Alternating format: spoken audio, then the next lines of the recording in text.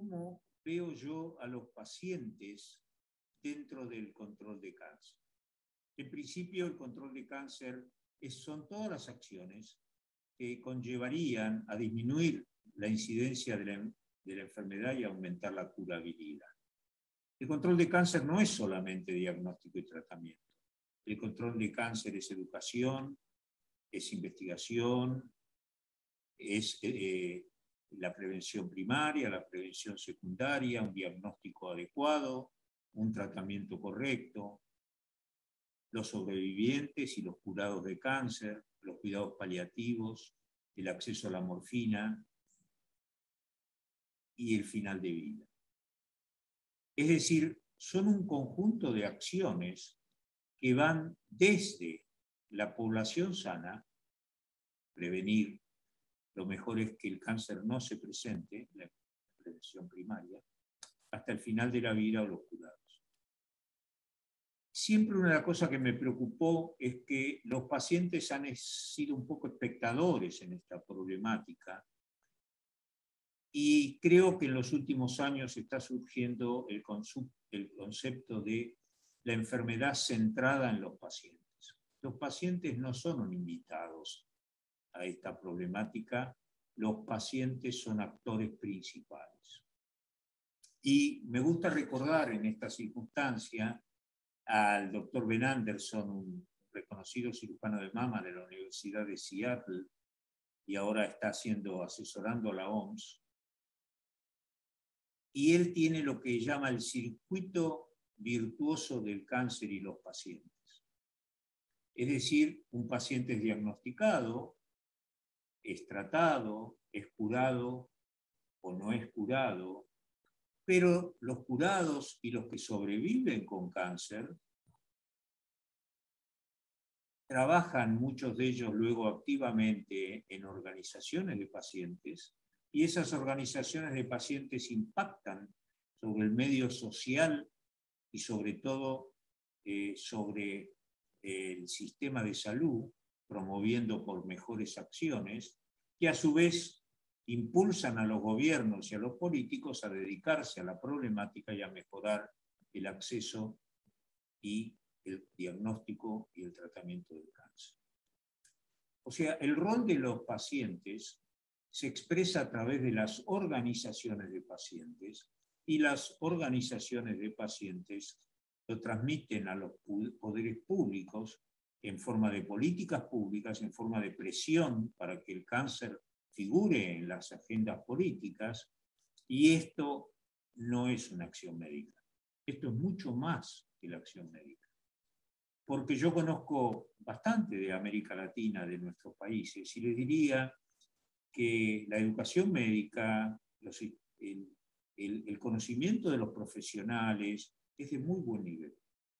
La traba principal que nosotros tenemos es el acceso de los pacientes y muchas veces las limitaciones de los sistemas de salud. Pero no es el problema principal. Tenemos los médicos bien entrenados en su mayoría, hay también relativa buena información de los pacientes. Yo veo que a nivel médico la limitación está fuera de los médicos. Están las normativas, en las legislaciones, muchas de ellas confusas, algunas desordenadas, y veo también una gran limitación en los sistemas de salud. Los sistemas de salud, no solo para el cáncer, sino para muchas enfermedades, sino para la mayoría, son un intrincado problema de burocracia, de trabas, en la cual los pacientes se pierden. Y hay que hacer un curso para ser enfermo de cáncer. Yo soy hipertenso y también en mi hipertensión conozco el sistema, pero reconozco que otros hipertensos deben estar perdidos adentro del sistema. Para lo cual yo creo que se necesita, a nivel del sistema de salud, mejorar la navegación, y creo que en eso las organizaciones de pacientes son excelentes, pero el propio sistema de salud tendría que ellos mismos determinar sistemas de navegación para facilitar el acceso de los pacientes y sus familias. Y a nivel de las organizaciones de pacientes, hay organizaciones más poderosas, hay algunas más simples, Yo creo que el objetivo principal a mejorar es la profesionalización de las organizaciones de pacientes.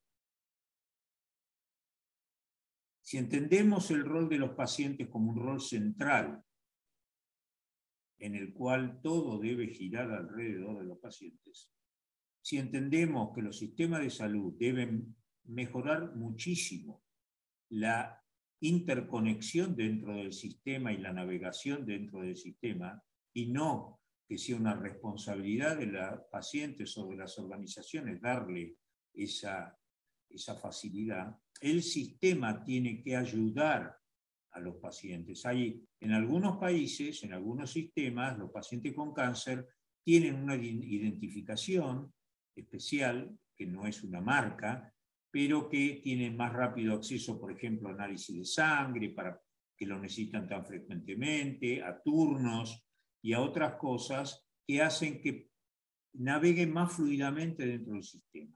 No pasa en muchos sistemas, pero es una opción para tratar de promover. Y también a veces las organizaciones de pacientes están muy involucradas en seguir normativas internacionales. Que la mamografía sea cada tantos años, a partir de... Y muchas veces esa no es la necesidad de nuestras o nuestros pacientes. En el Uruguay, por ejemplo, se ve mucho cáncer de mama en mujeres jóvenes. Empezar una mamografía a 45 o 50 años en Uruguay y en otras poblaciones de nuestra América Latina no es lo más recomendable. Quizás en aquellos grupos de pacientes deban comenzarlo antes. O en otras poblaciones más ancianas, comenzarlo después. Así que seguir una normativa de la American Cancer Society o de una gran sociedad, es necesario que nuestras organizaciones médicas y de pacientes determinen sus propias necesidades. Y para eso deben estar más profesionalizadas.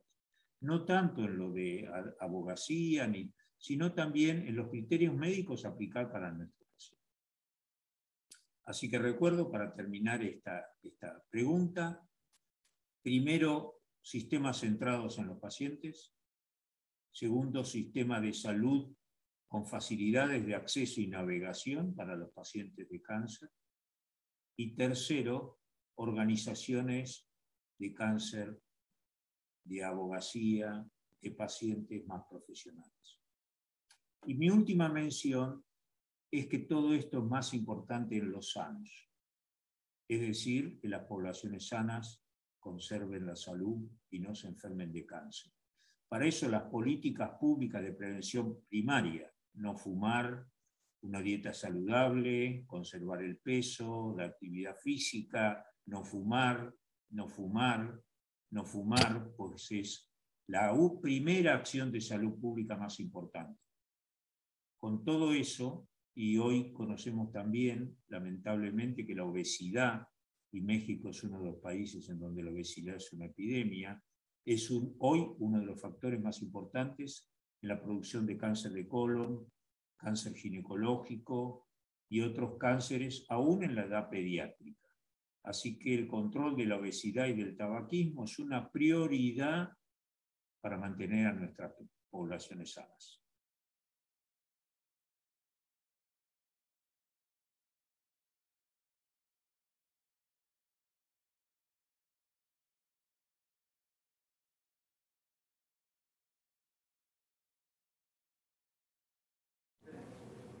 Pues bienvenidos a este siguiente tema, propuestas para superar los retos de atención en Latinoamérica.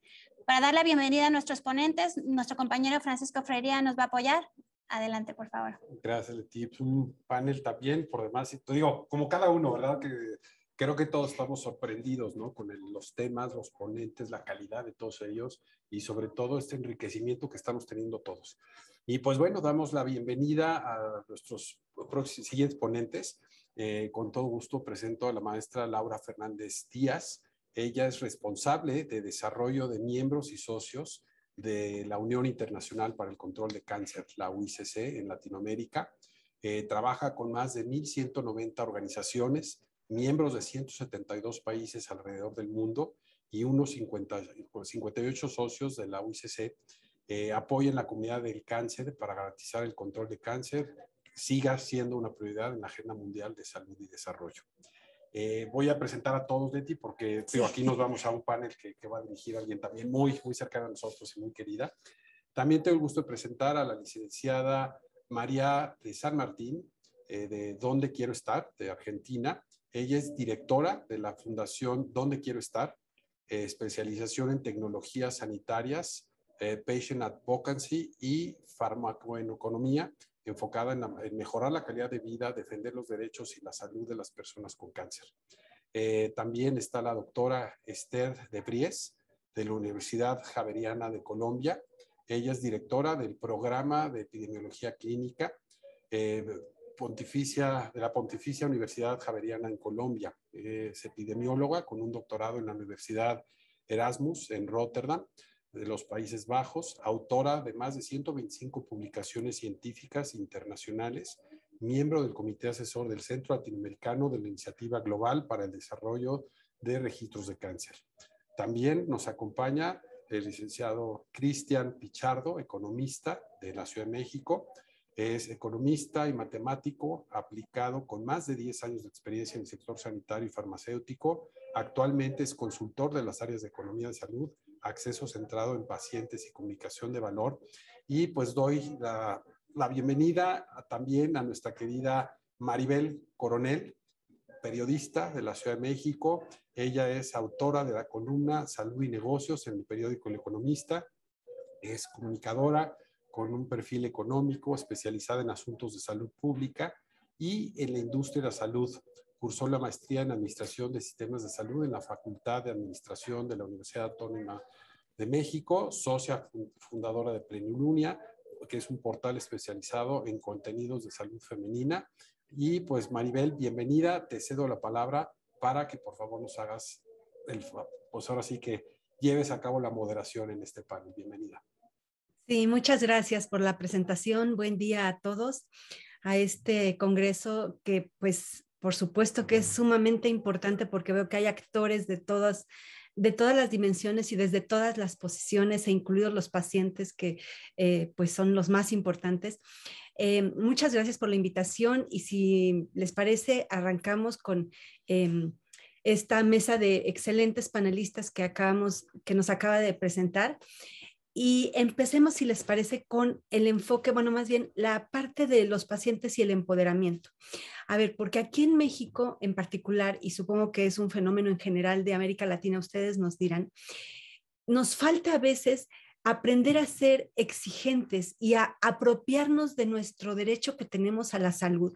Y en ese sentido, entonces, aceptamos lo que el sistema nos da, en particular el sistema público, como si fuera, pues a veces, pues lo que hay o una dádiva o un regalo porque no cuesta, ¿no? Porque aparentemente no cuesta, pero pues ese justo es el reto que tenemos para que los pacientes se den cuenta que sí cuesta. Y en ese sentido, entonces, mi primera pregunta, y pues si me permiten que ustedes también vayan diciéndome quién quiere contestar y para que todos vayan dando su punto. ¿Cuál es dónde creen que estamos atorados o cuál es ahorita, por dónde empujar ese empoderamiento para que haya un mayor protagonismo de las asociaciones de pacientes? ¿Quién quiere tomar la palabra? ¿Alguien, por favor? No se peleen. Adelante, doctora de Vries. Bueno, como para empezar, creo que todos tenemos cosas por decir. Yo creo que es muy importante eso los pacientes y está apenas llegando un poco a esta parte del planeta. La involucración de pacientes tanto en investigación como en todo el proceso de atención. Hicimos hace unos pocos meses, hasta junio terminamos, un proyecto en conjunto con el Reino Unido donde los pacientes ya están mucho más involucrados en todo este proceso. Un ejercicio de vivir con y más allá del cáncer en que teníamos 4 pacientes participando, que fue difícil encontrar pacientes que no se sintieron asustados de participar en una mesa con médicos y personas. O sea, esto es un primer paso. No tengan miedo porque realmente necesitamos aprender de los pacientes. Y hicimos una lista de priorizaciones en toda la atención y que es vivir con y más allá del cáncer, tanto para los profesionales de la salud, no solo médicos, sino todos los diferentes profesionales, Y los pacientes, y fue muy interesante que los pacientes consistentemente dijeron, lo primero que necesitamos es que nos ven como personas y que nos ven la parte psicosocial. Nos dan soporte psicosocial, es más importante aún que el tratamiento oportuno, porque no vamos a poder liderar con todo lo que implica el diagnóstico, contarlo con tu familia, lo que es el tratamiento que en general es pesado, y entender lo que pasa si no primero nos toman en cuenta como persona para recibir este diagnóstico y entender qué debo hacer para que ese tratamiento sea exitoso. Involucrar a mi equipo de familia, mi soporte, mis médicos, y que los médicos y todo el sistema los toma en cuenta en ese sentido. Y los médicos también lo consideraron importante, pero lo pusieron en tercer puesto, y los médicos pusieron en primer puesto explicar los síntomas y problemas que van a tener con el tratamiento. Y cuando empezaron a hablar, los pacientes dijeron, pero si usted me dice cáncer y me va a explicar esos síntomas, ya no escucho los síntomas porque primero necesito esta parte psicosocial. Creo que eso es lo primero, y para eso necesitamos respetar al paciente y dar confianza al paciente, que no es tonto, que si no usa la palabra correcta, médica, no sé qué, que eso es lo normal, porque no son médicos, pues la mayoría, algunos sí. Yo creo que hay como una primera respuesta para no tomar más tiempo. Muchas gracias, doctora. Laura, ¿habías tú también levantada la mano? Por favor, adelante. Sí, muchas gracias, Maribel. Gracias. Por mi parte, pues quería mencionar, yo creo que, bueno, para entender un poco la BICC, es una organización que trabajamos a nivel global con organizaciones de la sociedad civil, como nos introdujo antes mi querido Francisco. Somos una organización que trabajamos pues un poco para establecer plataformas de diálogo y abrir esas líneas de comunicación que son tan importantes a nivel global, regional, local, a todos los niveles. Y efectivamente, la postura del paciente, el centro del debate, de la discusión, de los diálogos, debe ser siempre con los pacientes en el centro, ¿no? Y esa es una postura que, desde luego, la BICC la tiene muy clara. En cuanto a... Es verdad que en América Latina se considera el derecho a la salud un derecho universal, ¿no? Un derecho humano.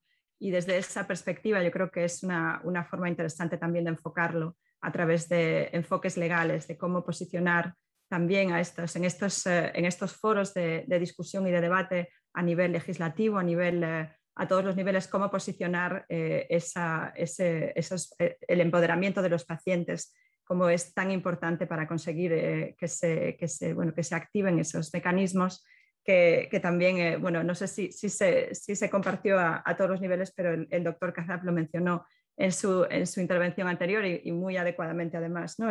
Los pacientes son los actores principales y desde luego es a través de dándoles esas herramientas para que sean capaces de exigir los derechos fundamentales que tienen en cuanto a la salud. Y para eso, pues sí que es verdad que la OICC tiene proyectos para trabajar con organizaciones de pacientes, que nos parece que son fundamentales en este caso, para que no solo se eduquen en cuanto a lo que son la terminología médica y todo eso, que sabemos que es muy importante, sino también cómo ser líderes, cómo empujar y conseguir aprobar esas leyes, esos mecanismos tan importantes que luego hacen que sea más fácil navegar en este sistema de salud que en América Latina es, como sabemos, fragmentado y complejo, ¿no? Entonces, un poco sacar esta perspectiva un poco de la parte de los derechos humanos y de la educación en la capacitación en esa línea, por mi parte. Sí, muy bien. Muchas gracias, Laura. ¿Te parece, María de San Martín, que igual tú nos aportes? Porque pienso, este panel se trata de propuestas, ¿no? Y si nos ayudan para aterrizar, nos están diciendo cosas concretas, pero digamos, por ejemplo, ¿qué líneas entre ustedes como instituciones, como organizaciones, trabajar para cursos, talleres, con los temas muy específicos que están diciendo? Te iba a decir, yo tengo una visión muy, muy optimista siempre de todo, y yo creo que estamos encaminados hacia este lugar donde están hablando de empoderar al paciente, de que el paciente esté más activado, como le dicen algunos. Estamos trabajando a nivel local como organización, o sea, puntualmente en mi organización, tenemos un curso nuevo que estamos desarrollando, que ya estamos llevando a cabo, que invita a los pacientes a capacitarse en diferentes áreas para que puedan navegar. ¿Te escucha muy fuerte la alarma que suena en la calle? ¿O me escuchan bien? ¿Está bien? Ah, bueno, me alegro. Puntualmente nosotros estamos haciendo un curso de empoderamiento de pacientes, pero también estamos empoderándonos trabajando en red con otras organizaciones, que eso creo que a medida que la organización crece, el empoderamiento que la organización le brinda al paciente también es más fuerte. Por eso que lo veo muy optimista y veo que estamos yendo en buen camino, porque a nivel local en Argentina hemos conformado una red de 85 organizaciones que estamos dándonos apoyo mutuamente, y a nivel regional hay varios proyectos funcionando en paralelo en este momento que involucran a toda la región. Y creo que ese trabajo y poder comparar el trabajo de un país de otro va a fortalecer a las organizaciones, y las organizaciones vamos a fortalecer a nuestros pacientes y los vamos a empoderar cada vez de la mejor manera, para que esto que están comentando se pueda ejecutar, que como dijo Casap en la presentación anterior, es un poco el camino a la mejora del sistema y a la atención del paciente, con cáncer y con cualquier otra patología. Sí, muy ¿Querés bien. puedo seguir? Pero me parece que tenemos que ser dinámicos, ¿no? Ajá, no, y que hay que empezar, porque realmente hablar de que la participación de los pacientes en las políticas públicas es ya otro nivel, en el cual para llegar a ese nivel nos falta todavía muchísimo, hay que ir mucho más atrás. Pero estamos bastante bien igual, ¿eh? En Argentina hemos logrado con esta presentación que hicimos fue una movida más que nada en redes sociales, pero nos mostramos unidos. Publicamos el mapa de la Argentina, lo empezamos el 4 de febrero en el Día Mundial del Cáncer. Lo que hicimos fue convocar a todas las organizaciones que quisieran unirse para el Día Mundial. Nos unimos enviando los logos y preguntándoles a qué se dedicaba cada una, y publicamos el mapa en redes sociales en simultáneo. ¿Qué pasó? Hoy en Argentina tenemos una mesa de trabajo con el Ministerio de la Nación, en el cual una vez por mes hablamos de los temas que nos interesan, y 4 organizaciones estamos representando las 85. O sea, el objetivo más importante, que era sentarse en la mesa de discusión, ya lo logramos. Ahora hay que avanzar acerca de cómo esto va pasando y seguir trabajando. Y a nivel provincial, en la provincia de Buenos Aires, también hemos logrado, hace muy poquito, estar en una mesa de diálogo que se va a ejecutar una vez por mes. Y también hemos logrado una reunión en la que invitamos a los actores, y van a venir todos, por ahora dijeron que vienen, a una mesa de diálogo el 5 de noviembre de este año. Entonces creo que es una incidencia chiquitita, por ahora es solamente una silla, no es que hemos logrado ningún objetivo, pero estamos escuchando y nos están contando cuál es el plan. Así que desde Argentina estamos muy positivos al respecto de la incidencia, la posibilidad de incidir, y creemos que trabajando de manera regional también esta incidencia va a ser todavía más fuerte. Y hoy estamos escuchándonos con otros países, sobre todo con Colombia, con Costa Rica, con Perú. Hay muchas redes nacionales que están trabajando muy fuerte, y estamos comparando las mejores prácticas de cada país para poder apoyarnos y para poder exigir a los gobiernos lo mejor, por lo menos, que tengan los vecinos. Sí, muy bien. Muchas gracias, María. Cristian, si nos permites, te pasamos el micrófono, porque tú tienes experiencia en parte de comunicación valiosa, con valor. ¿Qué tipo de estrategias consideras que en estos esfuerzos de cursos, talleres, formación para los pacientes tendrían que aprovecharse más? Bueno, si nosotros pensamos solamente en esa parte de la comunicación, creo que hay una parte normativa que tiene que ocurrir. Bueno, yo vería tres grandes pilares. Uno es romper el paradigma. Ese paradigma que está enquistado en todos los elementos de la cadena de valor para la atención del paciente. ¿Qué pasa? El paciente recibe un tratamiento con la información con la que cuenta. El médico tiene poca exposición a tratamientos nuevos, y entonces tiene se enquista en lo que él está acostumbrado a tratar, o lo que él está acostumbrado a tratar. Él tiene una baja percepción de necesidad insatisfecha en su prescripción, que le transmite al pagador, y entonces el pagador, con un incentivo claro de solamente ahorrar, no tiene ninguna de estas presiones adicionales para mejorar la atención. Y todo viene, y eso retroalimenta sobre la atención que recibe el paciente y a la que está acostumbrado. Y este es un círculo vicioso que es bien importante entender cuáles son los mensajes que están fluyendo y cómo romperlos, y después poderlo convertir en dos grandes partes. Uno es las competencias de los grupos de pacientes, que nos permitan empoderarnos desde un mejor lugar. Y uno es tener conocimiento profundo de la condición de salud, ya sea dentro de los grupos de pacientes, y que pueda permear al paciente. Uno es también el tema del conocimiento práctico de cómo y dónde puede contribuir en el proceso de toma de decisiones de su propio tratamiento, desde el nivel del consultorio, el nivel del hospital o la institución, y el nivel de la política pública. Entender cuál es ese proceso de decisión de su médico o de la institución en la que está siendo tratado, entender cómo esto embona dentro de la planeación de la política pública y entender cómo tiene un impacto en las estrategias grandes de investigación. Entonces, estas 5 competencias tendrían que estar en los grupos de pacientes para que haya un acercamiento mucho más sólido y un acompañamiento al paciente. Ahora, desde el punto de vista normativo, ¿cómo ayudamos a que el paciente lo pueda lograr? Uno es, una gran barrera es el lenguaje, o sea, el lenguaje que es técnico, que el lenguaje que presenta una dificultad y en el cual la normatividad deberíamos empujar a que haya lenguaje ciudadano y lenguaje orientado al paciente en todas las comunicaciones. Así como hay estas grandes guías o normativas o planes, siguen en un lenguaje completamente técnico y la normatividad debería empujar que toda la comunicación que puede estar orientada al paciente venga acompañado de resúmenes y mensajes en mensaje claro, en lenguaje claro.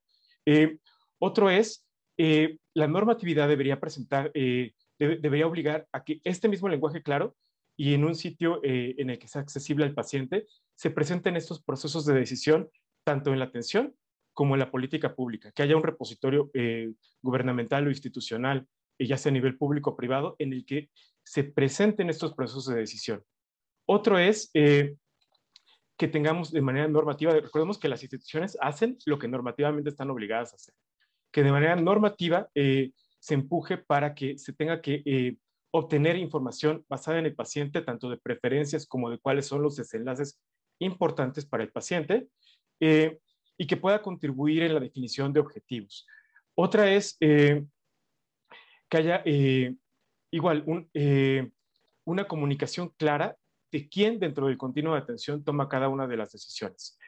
Y la otra es cómo poder asegurarse de manera normativa el lugar del paciente en estos entornos en los que las decisiones se toman, ya sean decisiones de reembolso, decisiones de inclusión, decisiones de aprobación de productos, y que sea muy claro cuáles son las características o las competencias que requiere este paciente para estar en esos foros.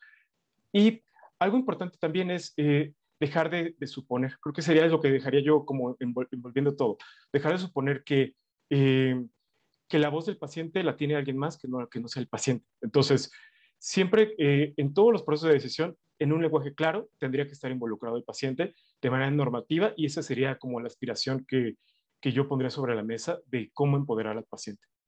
O sea, mucho empuje normativo y mucho empuje en el desarrollo de estas capacidades comunicativas y de comprensión del lenguaje de las dos partes.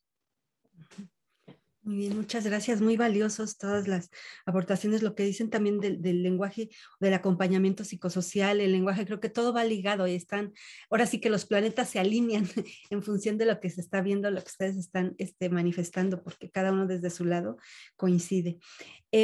Y bueno, si me permiten, pasemos al tema del acceso. Pues nada más con esos 2 temas que abordemos y que profundicemos ya, es importantísimo porque pues ese es el reto, ¿no? Y más si en cualquier sistema de salud, por más recursos que tengan, no alcanzan a cubrir todo lo que hay. En América Latina evidentemente tenemos carencia o necesidad de mayor acceso a medicamentos, sobre todo de última generación, que son los que tienen mejores resultados. Entonces, igual, Laura, te preguntaría, tú a estas alturas, desde la Unión Internacional, ¿qué es lo que detectas que de parte de las compañías, los esfuerzos que están haciendo para el acceso en América Latina, sí están teniendo resultados o hay un freno por la pandemia? Bueno, yo creo que evidentemente hay un freno por la pandemia, pero entonces, ¿cómo remontar la pandemia en torno al acceso? Porque digo, dentro de las entrevistas que yo le hago a los directivos de las industrias, de las empresas, que siempre es mucho esa preocupación, hablan de cosas innovadoras, que si... ¿cómo se le dicen? De acceso o pago después de que se rinde resultado, y buscando cosas diferentes para que las autoridades sí tomen en cuenta que puede ser, invertir en eso sí vale la pena, pero quizá con esta pandemia tendrían que modificar esas estrategias que venían encarrilados. ¿Tú cómo ves las cosas, Laura? Pues sí, la verdad es que la pandemia, como bien dices, ha sido una clara barrera a muchos niveles para el acceso, para avanzar en ciertas estrategias. Desde la OICC, como os decía antes, es una un punto de vista un poco global, ¿no? Empezamos por la presión a nivel incidencia política global, empujando pues, por el acceso a través de la lista de medicinas esenciales, la lista de medicinas y tecnologías esenciales, que se tiene que hacer un trabajo pues, también de conseguir que todos los distintos países del mundo que corroboren sus objetivos, las prioridades que fueron establecidas en su día con la declaración del cáncer, ¿no? Entonces, hacer ese seguimiento es un poco lo que hacemos, es un poco nuestra función, trabajando a todos los niveles con nuestras organizaciones miembros, con nuestros socios a través de la OMS, a todos estos niveles, pero también creando lo que nos parece que es fundamental, mesas de colaboración y de diálogo. Entonces, como por ejemplo, en unas semanas tenemos la Cumbre Mundial de Líderes del Cáncer en formato virtual. Además, este año, como seguimos adaptándonos a esta realidad, esta nueva realidad, pues ha tenido que ser así, donde nos vamos a reunir con esos líderes de las organizaciones, pues, tanto de las farmacéuticas como de los diagnósticos, a todos esos niveles, con las agencias de la ONU, con nuestros miembros, con los pacientes, con los grupos de pacientes, con todos los actores, por así decirlo, en el mismo espacio para poder buscar esos compromisos y esas soluciones que son tan importantes, ¿no? A lo mejor no te puedo dar algo concreto, que ya sé que es lo que me estás pidiendo, Maribel, pero lo que sí que quiero un poco señalar es esa área de colaboración que crea la OICC en este sentido para conseguir llegar a objetivos más claros y más determinados. Y en este momento sí que es verdad que tenemos que empujar mucho. Yo sé que en América Latina el desabasto es uno de los problemas, lo sabemos también en otras zonas del mundo, y por supuesto desde la OICC pues, intentar encontrar esas alianzas y siempre invitando a las organizaciones que forman parte de nuestra red y a todas las organizaciones de la sociedad civil que se unan a este tipo de debates, porque son realmente donde podemos empujar por esos objetivos a nivel global y a nivel regional y a nivel nacional. Gracias, Laura. María, ¿qué nos podrías compartir tú en este aspecto, considerando que sí, efectivamente con la pandemia ya las autoridades, los gobiernos, los tomadores de decisiones tienen mayores retos, digamos, no solo en torno a que el dinero que siempre está ahí, el factor que es insuficiente, el recurso, sino que también ahora una nueva enfermedad y el rezago que hay con las que ya existían. En nuestro caso en México, la epidemia de diabetes, obesidad y todas las que conocemos, pero un problema de toda América Latina, se les acumula mucho más las cosas. ¿Qué es lo que consideras? ¿Cómo ves las cosas, María? Bueno, yo creo que en este momento el acceso, más que a nuevos medicamentos, nuevas tecnologías y la innovación, creo que lo que tenemos que focalizar y donde estamos trabajando es en transparentar el proceso de compra de medicación que ya existe, o sea, que lo que ya tenemos incorporado en los vademecums esté suministrado de manera continua, porque estamos teniendo mucha interrupción de los tratamientos por la pandemia, por las complicaciones que sean, o por complicaciones que ya teníamos de antemano, antes de la pandemia, en toda la región. O sea, ya no teníamos un sistema muy prolijo en cuanto a las compras, las licitaciones, transparencia. Entonces creo que un fuerte foco para mejorar el acceso es exigir esos niveles de transparencia en cuanto a la compra de medicación por parte del Estado, hablando del sistema público. Y por otro lado, la parte de las burocracias de los pacientes para poder acceder a los tratamientos. ¿Qué pasa? En América Latina tenemos muchos pacientes que no tienen receta digital ni historia clínica digital. Entonces, por más que la cobertura que tenemos hoy y los medicamentos que hoy se pueden acceder, por lo menos sean de manera ágil y que el paciente no tenga que viajar con pandemia llevando papeles escritos que por ahí vuelven de nuevo al médico porque estaba mal hecha la receta o porque la matrícula del médico no se puede leer bien. Entonces yo creo que hay que optimizar los procesos tanto de prescripción como de compra que hoy ya existen, que es lo que estamos empujando desde Argentina, es mejorar lo que ya está. Y después que esa discusión esté ganada, que el paciente tenga un trámite correcto, ágil, a tiempo, vamos a pedir por más medicación y por mejor calidad. Pero creemos que es un camino que hay que seguir. Primero tenemos que mejorar lo que está, empoderar al paciente, como dijimos con la pregunta anterior, para que el paciente también conozca sobre tratamientos, y con esa batalla ganada creo que tenemos que ir a la siguiente, que es mejorar todavía la calidad de tratamiento que se le va a dar a cada paciente. Muy bien. Doctora Esther de Viries, y en este camino que está señalando Laura y María, ¿Cómo ubicas la parte del, porque ahorita mencionó María lo de las listas de medicamentos o como se le llama en cada país, ¿no? Vademecum. Bueno, Vademecum, pero aquí en México, por ejemplo, se llama ahora el no. compendio, antes era el catálogo. Ah, Entonces me refiero también a los catálogos o cómo le llaman en cada país disponibles, claro. los sistemas usan verdaderamente, ¿no?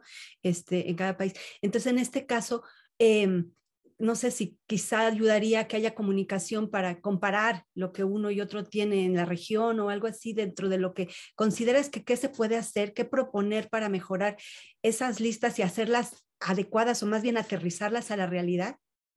Y eso es muy difícil porque las listas funcionan muy diferente. Aquí en Colombia, por ejemplo, tenemos un plan básico de salud en que hay una lista, pero todo lo que no está en esta lista, el médico puede vía otro proceso solicitar. Y yo soy de origen de Holanda, tal vez ya lo notaron por el acento. Aquí en Colombia conozco pacientes que tienen acceso a medicamentos que en Holanda no son disponibles para el mismo tipo de paciente. Mucho más costoso, etcétera, pero entonces creo que es difícil hacer aquí o sea, Latinoamérica son no sé cuántos mundos distintos pues no solo en ese aspecto, pero al menos en ese aspecto también. Pero lo que creo que es importante es sí tener algún consenso, al menos algunos lineamientos de cómo decidir sobre cuál tratamiento, porque de verdad existen tratamientos nuevos que dan 3 semanas más de vida, pero en una calidad pésima, y el paciente piensa, pues 3 semanas más de vida o no sé tanto por ciento más de sobrevida, pero ¿a cuánto tiempo? Realmente suena y los médicos lo venden a veces como es la última generación, justo fue aprobado por la FDA, es lo mejor, no sé qué, y realmente a veces para el paciente no es tanto mejor, o sea, depende, a veces sí, o sea, no digo que nunca, pero creo que nos toca abrir esa discusión que creo que no se ha abierto en otras partes del mundo, pero aquí es más como los días de vida cuentan, pero la calidad de vida no. Y si preguntas a pacientes, para algunos cuenta cada día, sobre todo los que tienen hijos pequeños, por ejemplo, y otros dicen, mira, yo tengo 85, tuve una buena vida, déjame morir tranquilamente, no me moleste con todos los efectos secundarios, más bien yo acepto que voy a morir si le informan bien y si la acompañan bien y si manejan bien los síntomas, y yo estoy bien así. Y yo creo que esto es algo que nos toca ir manejando y nos toca más bien, entonces, pues dejar esto requiere habilidades de comunicación fuertes del sistema de salud y de los pacientes, no es nada fácil. Y 2, requiere que lo que opta el combinación de médico, paciente, familia, sea disponible de manera rápido, sin 10,000 vueltas de papeles, sin que el radiólogo dijo A y el oncólogo dijo B y después se te transfieren a otro hospital y otro oncólogo no está de acuerdo con lo que se acordaron. Sí, todos estos cambios, que es la fragmentación, que creo que eso sí es casi universal en Latinoamérica, esta fragmentación realmente creo que a veces es peor que la falta de acceso a algunos medicamentos específicos. Si al menos los que tenemos sean fácilmente accesibles y continuamente accesibles sin que tienes que interrumpir 6 semanas tu quimioterapia, ya ganamos un montón. Y yo diría, primero resolvemos esto y después vamos a lo último de la última generación. No sé, quizás suena un poco loco, pero creo que de verdad esta es una primera barrera antes de la droga aprobada hace 3 semanas por la FDA. Sí, totalmente. Y en México lo estamos viviendo de lleno por los problemas de desabasto que se han dado muy fuerte y por la carencia de medicamentos vitales, ¿no? Que está habiendo a nivel internacional, de genéricos que no son costosos y que no se tienen disponibles totalmente. Sí. Cristian, no sé si pudieras aportar a tu punto, por favor. Sí, no podría estar más de acuerdo con las intervenciones, en particular con la última. Y justamente esa es la invitación en el tema de acceso que me gustaría hacernos. Y es, a veces centramos demasiado el acceso al tratamiento, pero en el continuo de atención hay muchas otras cosas.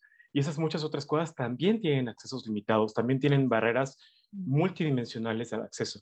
Entonces, mi intervención la quiero orientar hacia 2 ejes. Uno es el tema de abrir la definición de tecnología sanitaria para incluir también o concientizarnos de que incluye procesos, de que incluye diagnóstico, de que incluye incluso entrenamiento para no solo médicos, sino entrenamiento para gestores de hospitales, que incluye que incluye información, mensajes, tecnologías tecnologías de información, y en todos esos tenemos unos rezagos que realmente, si nosotros los vemos y vemos qué es lo que nos dice la evidencia nos va a decir que trabajar en ellos puede incluso tener un mejor desenlace para el paciente que la tecnología de última generación. Si nosotros pensamos en tecnologías de última generación, anticuerpos monoclonales y su impacto en la supervivencia, y lo comparamos con el impacto de recortar el periodo de atención en 3 semanas, o sea, si nosotros vemos el impacto de atención, el impacto de reducir si nosotros vemos el impacto en la supervivencia de acortar los tiempos en 3 meses, estamos hablando como de 27% de reducción de riesgo de muerte. Y eso es a través de procesos, a través de comités de tumores, a través de capacitación de los gerentes de los hospitales, que se ha demostrado que son de las intervenciones más efectivas.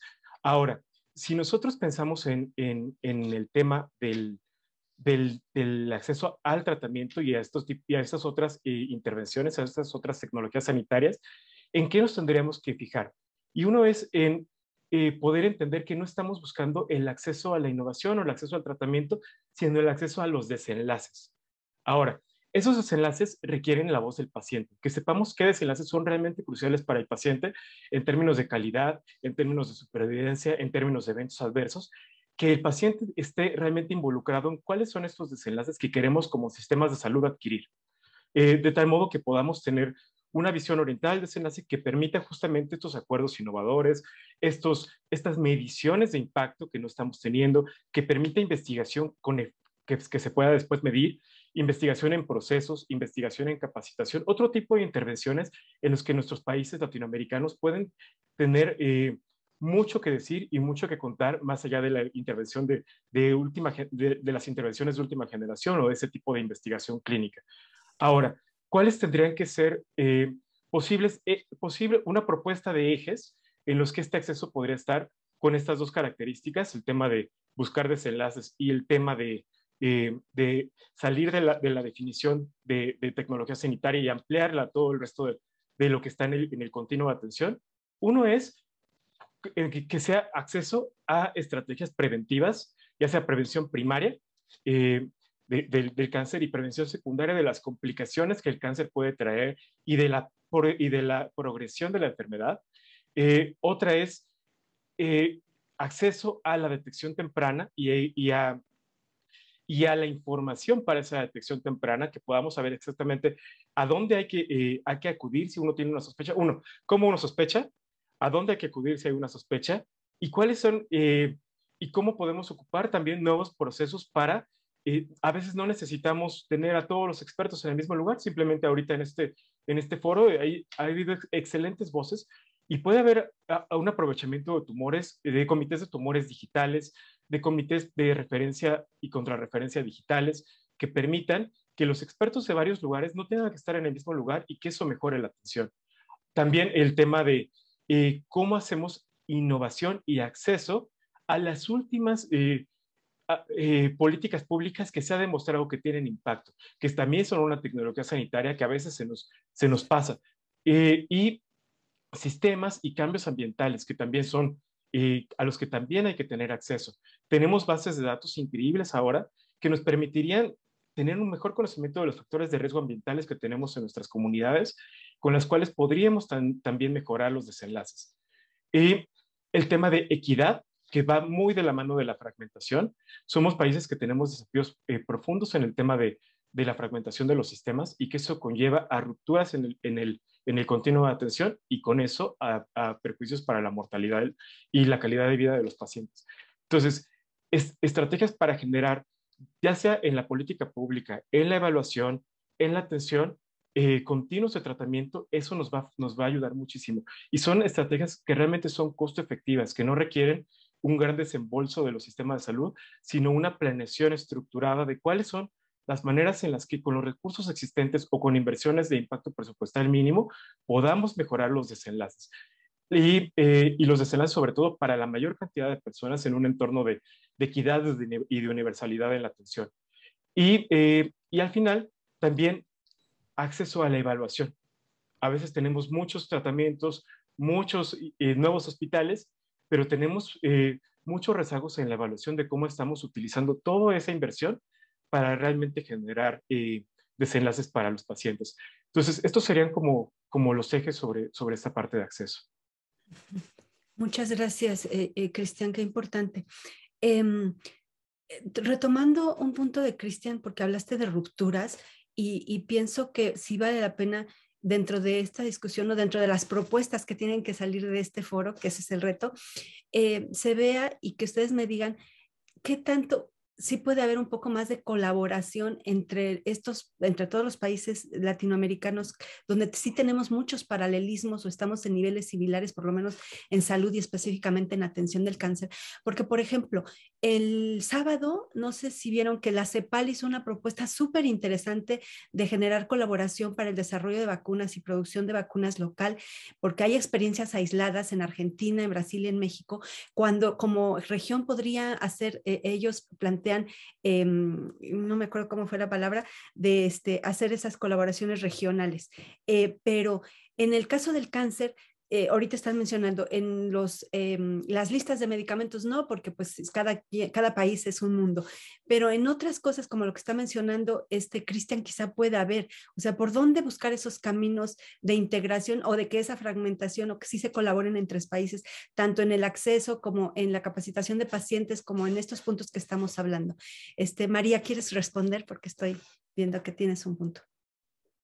¿Qué tal? Sí, bueno, mis compañeros seguro que también. Yo creo que creo que ahí es donde la pandemia sí nos puede haber jugado un punto a favor. Gracias a estas reuniones virtuales estamos trabajando más en equipo con otros países, que antes por estas reuniones era mucho más complejo de tenerlas. Hoy estamos teniendo mucho trabajo de manera integral entre otros países. Y creo que el primer paso para lo que estás diciendo vos es reunirse y conocer, ver qué es lo que está pasando en otros países, o sea, para poder trabajar después en equipo. Yo le llamo, mi ideal es lograr estándares de calidad regionales, o sea, decir, en Brasil tienen una ley en la cual el paciente desde que es diagnosticado no puede pasar más de 30 o 60 días hasta tener su tratamiento. Bueno, entonces queremos para toda la región ese mínimo de calidad en cuanto al tiempo de acceso al tratamiento. En Perú tienen una ley en la que el paciente se transporta, todos queremos tener lo mismo. Entonces, entender y conocer cómo es la realidad del paciente en los diferentes países para lograr algún día un consenso de estándares de calidad. Yo estoy hablando de acá un tiempo, pero creo que estamos caminando hacia ese lado, escuchando lo que cada persona con cáncer traiga como problemática, viendo, nosotros en nuestro caso puntualmente trabajamos con el sistema público, porque así como nombró Cristian antes, la diferente acceso lleva a no equidad, y aquí la inequidad entre el sistema público y el privado es bastante grande, entonces hace que nuestro foco de trabajo sea el sistema público. Y creo que el camino es ese, es conocernos, elegir, ver lo bueno que tengan otros y hacer fuerza para que eso pase con todos los actores involucrados. O sea, escuchando al paciente, pero trabajando con los médicos en cuanto a las guías de atención, trabajando con los tomadores de decisión políticos, trabajando con las instituciones, con los enfermeros, escuchando todas las voces. Y ese es para mí el camino, escuchando y trabajando y avanzando. Muy bien. Oye, Laura, y en este mismo sentido, ¿qué tanto ves de la posibilidad de agotar recursos con los organismos regionales que ya existen? Porque, insisto, la CEPAL entró muy directo al tema, me llamó mucho la atención porque su propuesta está muy sustentada, hicieron una investigación profunda acerca de la región, bueno, ellos son especialistas en la región, pero acerca de los sistemas de salud, se ve que lo tienen clarísimo y hicieron un recuento y entiendo que tienen como un inventario de esfuerzos de lo que se puede hacer en términos de vacunas, de producción de vacunas y para que se reduzca la inequidad tan fuerte que hay en la aplicación de vacunas anti-COVID en América Latina. Pero luego ayer vi, eso fue el sábado, y luego el lunes, creo, el lunes o el martes, la OPS salió con una propuesta, bueno, anunciando los países ganadores dentro de la región que tenían capacidad para hacer para desarrollar al igual otra vacuna anti-COVID, o sea, como un esfuerzo aislado, independiente de lo que está haciendo CEPAL. Y a mí me llamó la atención porque digo, a ver, son dos instituciones de salud en América Latina, bueno, la CEPAL no, pero está muy metida en salud, y están hablando como cada uno por su lado, y podría haber otros organismos internacionales latinoamericanos que están buscando cómo apoyar para la pandemia, y sin embargo no se hablan. En el caso del cáncer también quizá podría haber eso, o sea, ¿qué tipo de cosas se pueden hacer? Sí, no, efectivamente. Es ahí has dado en el clavo. Es la falta de comunicación a veces lo que añade una barrera que no debería de existir, ¿no? Porque efectivamente se están haciendo trabajos de investigación a todos los niveles y nos falta ese espacio de comunicación regional, en este caso, como bien dices, que lo puede tener la OPS, pero se centran en Estados miembros, mientras que otras organizaciones trabajan con el sector privado. Y tenemos también a las organizaciones de la sociedad civil, a los hospitales, centros médicos, organizaciones de pacientes. Es un entramado complejo para establecer esas líneas de comunicación. Está claro que hace falta todavía más esfuerzos y yo creo que la pandemia nos trajo unas dificultades añadidas, desgraciadamente. Lo tenemos que asumir, ¿no? Porque, por ejemplo, la OICC organiza un congreso mundial en el que sí que intentamos traer a todos estos actores y juntarlos en un mismo sitio. Y, por ejemplo, en 2020 no lo pudimos hacer porque, bueno, fue, como sabéis, el desastre global, ¿no? Ahora nos vamos adaptando al espacio virtual y tenemos otras posibilidades de colaboración. Bueno, este congreso, por ejemplo, sin ir más lejos, está convirtiéndose en un referente regional, que me parece que es un tema muy positivo, porque seguramente a través de estos diálogos y de conseguir, pues, no solo las organizaciones fundadoras de Juntos contra el Cáncer de México, que llevan ahí desde el principio, desde hace pues, ya 4 años, sino más allá, ¿no? Tenemos aquí a María, a Esther, a Cristian representando más allá de bueno, las voces de las distintas organizaciones. Un poco es ese tipo de alianzas las que promueve la OICC a través de, pues, por ejemplo, te comentaba antes, la Cumbre Mundial de Líderes, ¿no? Es un poco un espacio donde, centrándonos en innovación y equidad, que me gusta haber escuchado esa palabra mucho en esta conversación, centrándonos en cómo aplicamos la innovación de forma equitable, equitativa y justa, ¿no? Entonces, un poco buscando esas alianzas y esos compromisos, tenemos una agenda muy completa que va a tener también una representación regional a través de el maestro Kenji López Cuevas, que es mexicano también, de Cancer Warriors y miembro de la Junta Directiva de la OICC, que va un poco a representar esa voz de la región en la Cumbre de Líderes y que me parece, Maribel, es algo que todavía hace falta fortalecer. Yo creo que es una de las partes claves de lo que es superar estos retos de atención y de los cuidados, es fortalecer la colaboración regional, nacional, global, pero centrándonos en la regional. Yo creo que efectivamente en América Latina hace falta empujar a estas organizaciones a hablar entre ellas en un espacio que a lo mejor puede ser más neutro, como una organización como puede ser la OICC, que ofrecemos, por supuesto, ese espacio en nuestra cumbre. Además, aumentar la capacitación de pacientes, fundamental también para que puedan ellos, a través de la empoderación, pues seguir representando y exigiendo esos derechos a la salud. Y finalmente, apoyar la investigación y la recogida de datos, porque, como sabéis, a través de la recogida de datos poblacionales es como se consigue pues, avanzar en esas soluciones para ofrecer a los pacientes la atención necesaria. Sí, muchas gracias, Laura. Esther, si nos compartes tu punto desde este enfoque, por favor. Sí, tratando porque hay mucho por hacer y sin duda estoy completamente de acuerdo con lo que dijeron, que esto de colaboración y la virtualidad nos ha ayudado porque el costo es mucho menos, pero lo que yo noto es riesgo, sobre todo en algo tan grande como atención en cáncer. Primero, cáncer son 150 enfermedades y hay diagnóstico, hay atención, hay calidad de vida, hay efectos secundarios, hay sobrevivientes, hay un montón de cosas. Creo que lo primero es que nos toca colaborar así, pero con una pregunta muy puntual. Porque ya ves un poco ahora en esta hora, ya estamos tocando de todo. Y si así vamos a buscar una solución, pues llegamos en cosas muy generales. Hay que escuchar al paciente, hay que documentar, pero ¿qué hay que escuchar y qué hay que documentar? Yo no voy a decir cuál hay que hacer, creo que hay que hacer todos, pero creo que hay que hacer subgrupos con una pregunta muy puntual y lo que, perdóname, ya me siento latina, entonces me autocritico un poco ahí, es que necesitamos poner agendas con responsabilidad, o sea, hacer la técnica de hacer un proyecto, hacer un objetivo, agendas, hacer seguimiento y realmente asegurar que no es algo que pasa en este tipo de eventos, es muy bonito, todo el mundo por su entusiasmo y de educación al tema se mete, pero después tiene su tiempo de trabajo, etcétera, y todo se diluye y todo se vuelve largo. Algo que tenemos de desventaja, que yo veo al menos en comparación con Europa, que conozco bien también, es que allá eso es tu trabajo. Tú te vas a dedicar, no sé, 3 días por semana en los siguientes 2 años en solucionar ese proyecto. Y aquí, pues tenemos aquí media horita, allá media horita y por la noche y el fin de semana. Y creo que necesitamos organizarnos mejor para la pregunta que sea, por pequeña que sea, pero que si la vamos a atacar, de realmente trabajar en esta. Y lo otro que Cristian lo mencionó, Laura también mencionó, registros poblacionales, pero también, por ejemplo, las cifras que la doctora Acuña publicó de qué tanto tiempo realmente gastan los pacientes de diagnóstico a tratamiento, etcétera. Sabemos, si escuchamos a médicos, si escuchamos a pacientes, sabemos que hay mucho problema ahí, pero hasta que no lo documentamos, no existe.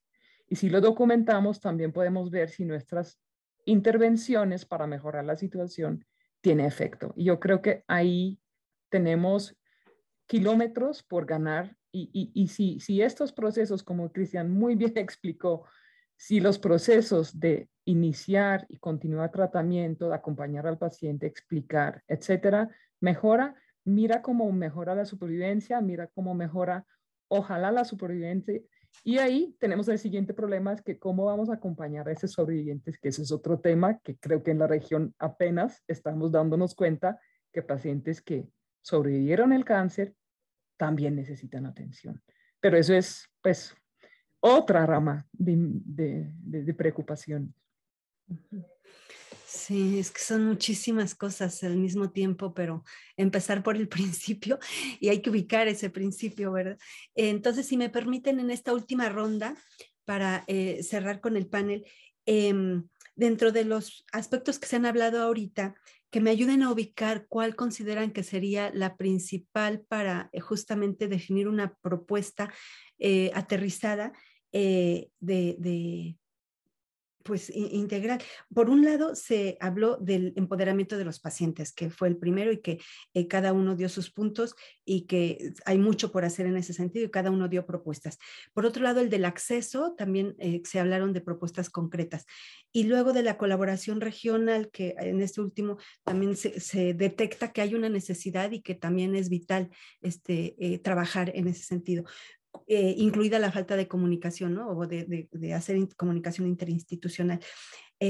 Hasta ahorita, dentro entonces de esos puntos que se han tocado, ¿cuáles consideran ustedes o cuál consideran ustedes que con el cual se podría darle más importancia para generar construir ese camino o hacer una ruta de trabajo, como decía Esther, bien clarita, puntualizada y que saliera algo positivo de este panel?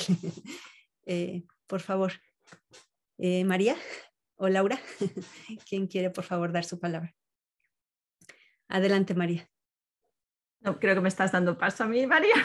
Gracias, María. Ya veo que está... Bueno, efectivamente, no, ya sé que siempre está bien acabar con algo concreto, con un punto de, pues yo voy a intentar aportar mi granito de arena, aunque como ya os dije desde el principio, desde la BICC tenemos una perspectiva un poco más global, entonces es difícil buscar algo así muy específico que compartir. Pero yo voy a volver a lo que empezábamos en la discusión de los mecanismos legales. Yo creo que tenemos ejemplos en la región de haber conseguido a través de una sociedad civil fortalecida y a través de colaboraciones de haber conseguido unos avances en promulgar leyes del cáncer, como por ejemplo puede ser el caso de Chile, y tenemos organizaciones en ese sentido que trabajaron muy de cerca con distintos actores y pues eso, creando esas mesas de debate como nos comentaba María antes también en Argentina, ¿no? Que son fundamentales. En este caso yo diría la utilización de los mecanismos legales, el trabajar en ese sentido con los pacientes al centro y tener esos compromisos, buscar esos compromisos que a lo mejor empiezan con una ley, pero que tienen la implementación, todo lo que es el desarrollo del entramado que supone hacerlo una realidad, y ahí es donde creo que se puede buscar algo concreto que puede, desde luego, ayudar a superar estos retos de atención. Yo contribuyo con la parte normativa, me parece que es algo muy importante. Sí. Ahora sí, María, perdón, ¿coincides? No, yo coincido totalmente y coincido con todos los puntos que tocamos, que son todos muy importantes.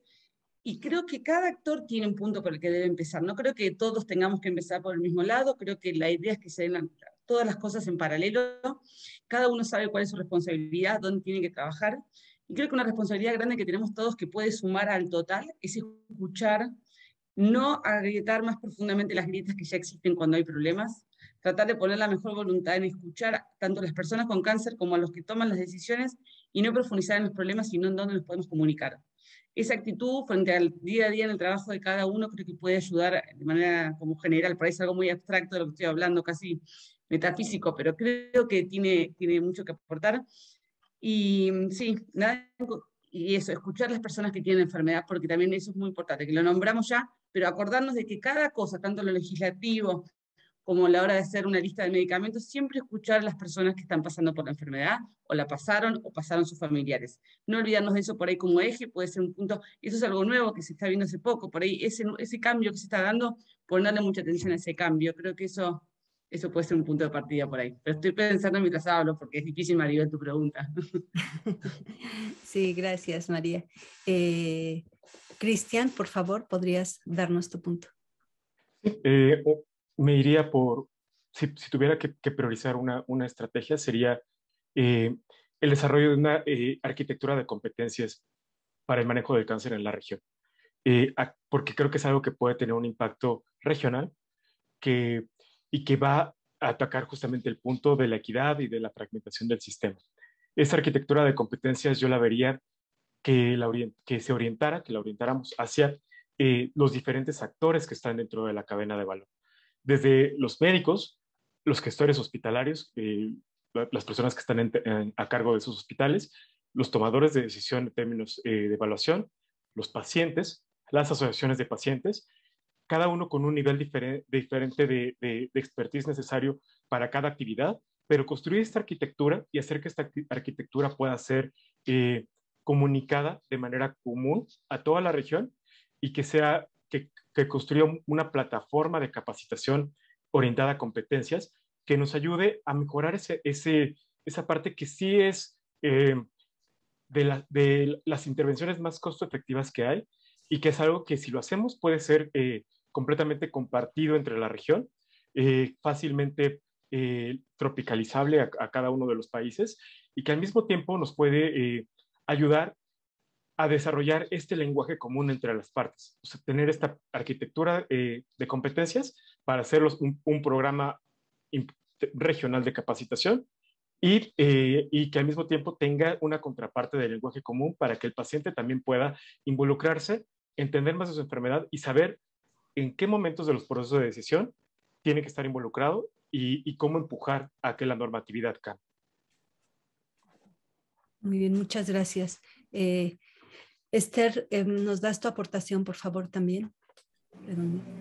Bueno, ahí yo pues ya lo dije un poquito, yo creo que yo he trabajado mucho con registros y yo creo que toca fortalecer los registros poblacionales y dejar claridad también el alcance de cada tipo de otro tipo de registro. Sí, por ejemplo, el de la cuenta de autocosto en Colombia no es poblacional, pero es muy importante. Hospitalarios son muy importantes y usar todo lo que hay, fortalecer lo que hay y no solamente para cada 5 años hay una incidencia de tanto en cada país, sino de verdad usarlo para lo que puede servir. Creo que hay mucha información que estamos desaprovechando. Entonces, primero usar lo que hay y después evaluar qué hay que coger más. Porque a veces nos perdemos en detalles que no sirven mucho, pero lo básico, por ejemplo, el estadio al momento diagnóstico, casi no lo tenemos. Y pues eso debe ser posible. Entonces, yo creo que ese es otro para tener como documentación y un punto cero si hacemos alguna intervención, a ver si realmente hace lo que esperamos que hace.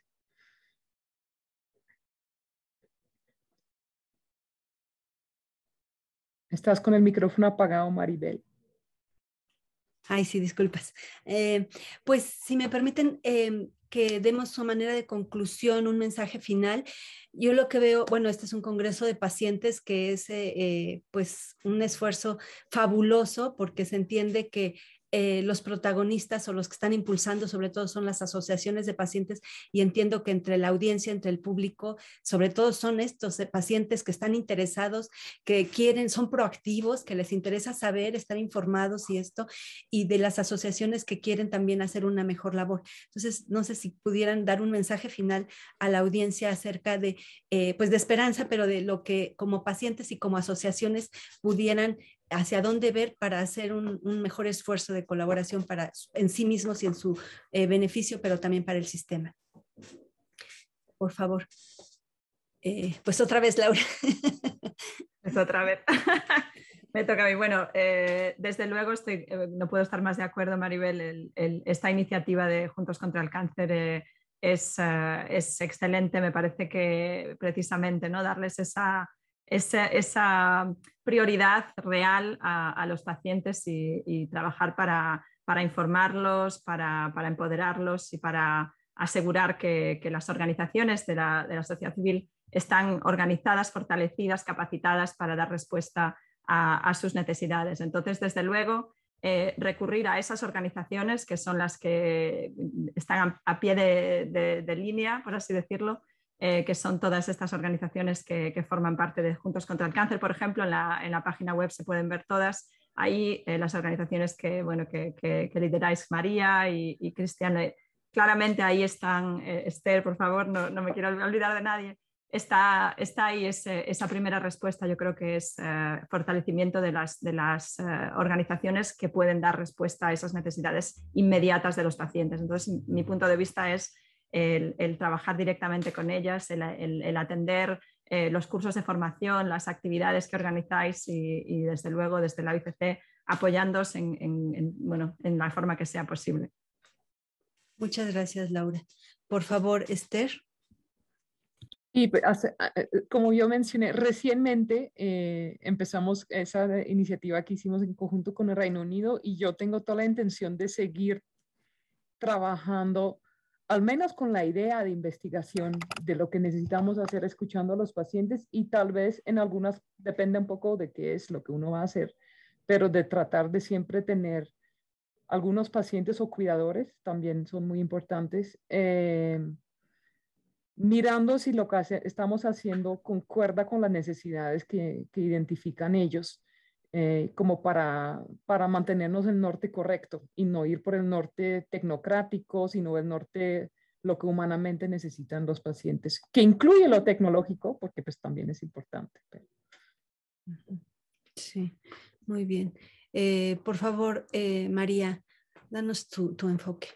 Sí, yo puedo coincidir con las dos, con Esther y con Laura. Le voy a recomendar a los pacientes buscar organizaciones de pacientes que los puedan ayudar. Son muchos los servicios que las organizaciones brindan. Hay muchos que brindan contención emocional, grupos de apoyo, hasta ayuda en el trámite para tu medicación. O sea, que se acuerden que existen las organizaciones y no tengan miedo de pedir ayuda.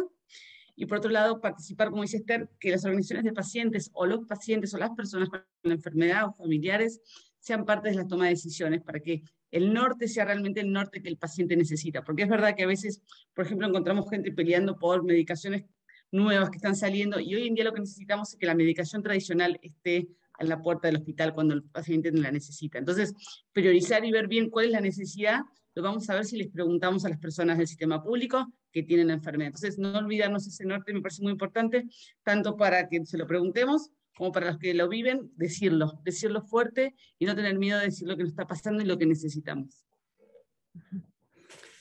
Por favor, Cristian, tu conclusión para esta mesa, en ese sentido.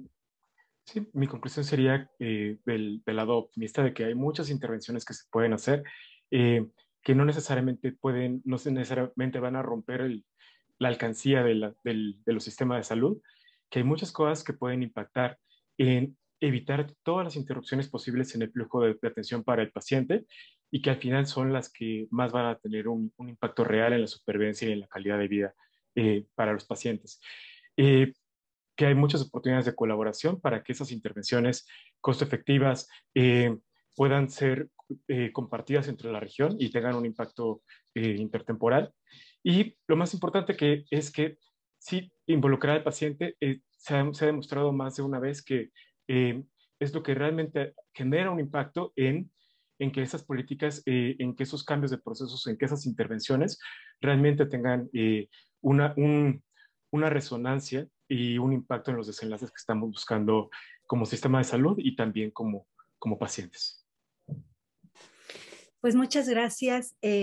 Yo me quedo con, bueno, muchos mensajes importantísimos que ustedes dieron, pero en particular con el de la comunicación, de la necesidad de comunicación interinstitucional, interorganismos, interasociaciones, inter todo. Yo creo que hay mucho por hacer. Yo soy comunicadora y sé que en la vida la comunicación es vital, incluso entre las parejas, en todo y entre las instituciones. Si hay problemas entre parejas, entre personas o entre países por falta de comunicación. Entonces, muchas gracias de verdad por su participación, por su invitación a moderar esta mesa y gracias a la audiencia por estar atenta y pues mis mejores deseos y beneplácitos para que tenga mejores resultados y sigan avanzando y gracias por su esfuerzo. No sé si alguna palabra. Muchísimas gracias, Maribel, primero por moderar esta mesa. Efectivamente, tú eres periodista, has colaborado muchísimo para hacer oír la voz de los pacientes, de las organizaciones. Te lo agradecemos muchísimo por aceptar esta invitación. Justo cuando estábamos organizando este panel, pensamos que tú eras la persona indicada porque conoces todo el sistema de salud y las necesidades desde un punto de difusión y de un punto también como que viendo externamente. Entonces, te lo agradecemos muchísimo. Agradecemos a María, a Esther, a Cristian. Y yo quiero proponerles que esta sea la primera de muchas colaboraciones. Juntos contra el Cáncer tiene muchos proyectos y creo que este puede ser el inicio de esta colaboración regional, por lo menos con los que nos reunimos, tuvimos la oportunidad de reunirnos aquí. Y antes de que se vayan, quisiéramos leer algunos de los comentarios porque es muy importante conocer justo la voz del paciente. Entonces, si me ayudas, por favor, Francisco, claro a leer que sí, algunos Leti. Bueno, y comentarios. también ahorita mencionar también a Laura, ¿no? A Laura, Saludos perdón, hasta, sí. hasta Ginebra, Suiza, y a todos allá en la UICC, que también el apoyo y todo lo que ellos han logrado avanzar es importantísimo, ¿no? Y sobre todo lo que dice Maribel, esta parte de comunicación. O sea, el apoyo que recibimos de los medios, y yo creo que en todos los países es fundamental de ti, para poder llevar a cabo este mensaje, para realmente hacer, escuchar y oír la voz de los pacientes. Y hablando de eso, tenemos muchísimos comentarios, queremos resaltar algunos, que son pues el sentir, lo que viven los pacientes día con día. Aquí Karina Cedeño dice, considero faltan muchas políticas públicas en México relacionadas a la no discriminación laboral, a pacientes y sobrevivientes de cáncer. En mi caso, he luchado contra ello todo el tiempo. Ser una sobreviviente de cáncer de mama no me hace menos profesional ni competente. Y tienes toda la razón, Karina, puesto que sí, desafortunadamente, las personas tienden a etiquetar a los pacientes con cáncer y se ven, pues, hechos a un lado. Entonces, es muy importante siempre alzar la voz. Así es. Georgina Aguilar dice, lo que comentan es verdad, porque los doctores y la familia, ya que saben que uno tiene cáncer, todo tu alrededor piensa que ya tienes la enfermedad, ya no razonas bien. Y eso es un gran error que te margine, incluso los mismos médicos que conocen que el cáncer está focalizado en alguna zona de tu cuerpo, no en tu cabeza. Los pacientes de cáncer sí pensamos y te denigran por eso todo el medio de salud y la familia y los amigos. ¡Qué error! Los pacientes de cáncer somos tan normales como todos y cada una. ¿Qué impotencia me genera eso? Irma González dice, gracias a los médicos y especialistas que han participado en este cuarto congreso por haber compartido con tanta calidad, generosidad y humanidad sus conocimientos, que sin duda han enriquecido a toda la comunidad latinoamericana con esta enfermedad. Felicidades porque todos hemos resultado muy beneficiados con esta información recibida. Carmen Rubio nos dice, el tema del lenguaje para dirigirse al paciente es una función muy importante.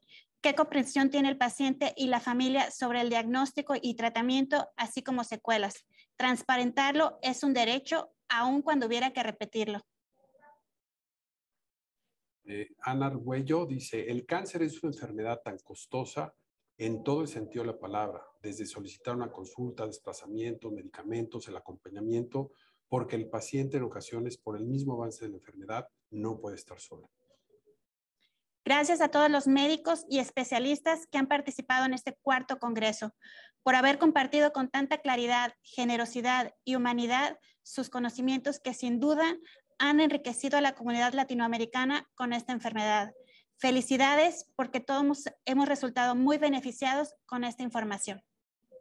María Piña comenta, dice, positivo ha sido todas las exposiciones. Aquí el mayor reto es la gestión institucional para impulsar políticas más inclusivas de mayor alcance.